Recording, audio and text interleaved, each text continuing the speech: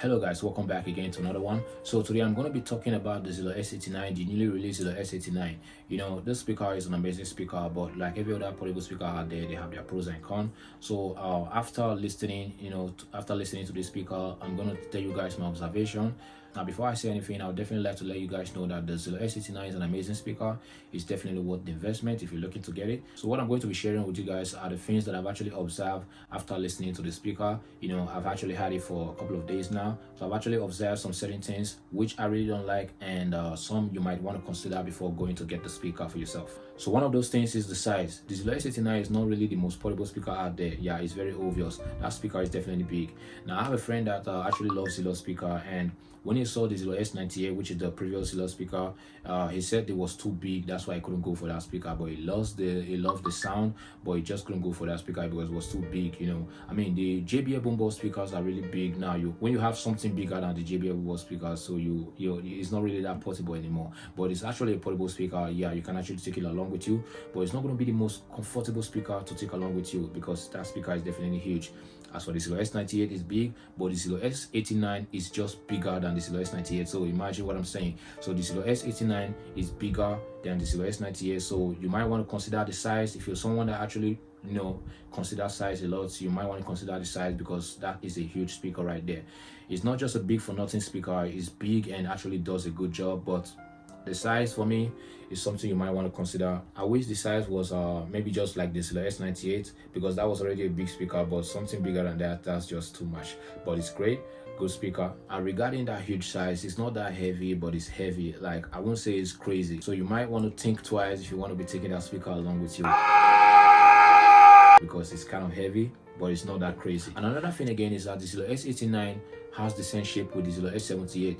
Yes, and why that might not be a problem for some people, that's just something you have to consider because when I got the zealot S89, a friend of mine saw the speaker and was like, you bought the same speaker, like they look the same. I was like, no, just take a good look. Then he saw the difference, which is the logo, and it's definitely bigger than the zealot S78. So those are the things you might also want to consider before getting the zealot S89. It's a great speaker, but the shape is just the same thing with the zealot S78. But there's some little difference here and there you see on the speaker, which differentiates both speaker. One is the size, the logo, and you also get the new design around the passive radiator. So those are the few differences. First, when I saw the zealot S89, I was like, this is just zealot repeating the zealot S78. But however, it's a great speaker. So if you have the zealot S78 and you feel like buying the zealot S89, the newly released zealot S89, then that means you're going to have the bigger brother and the little brother kind of speaker. So why that might not be a bad thing is just something else you should consider.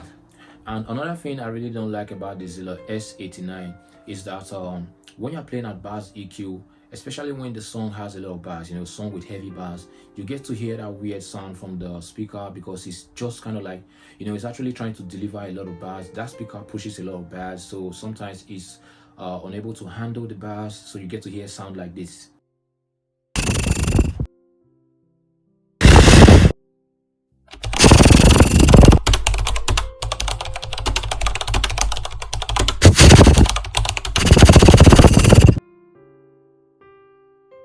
You get to hear sounds like that. So I'm really not a fan of that. Like, it's a weird sound. I don't like that sound. So how I enjoy this speaker is when I'm playing on normal EQ and on the vocal boost EQ. So the normal EQ mode is the first EQ on the zealot S89. I don't think you get to have any issue with that speaker when you're playing at that EQ.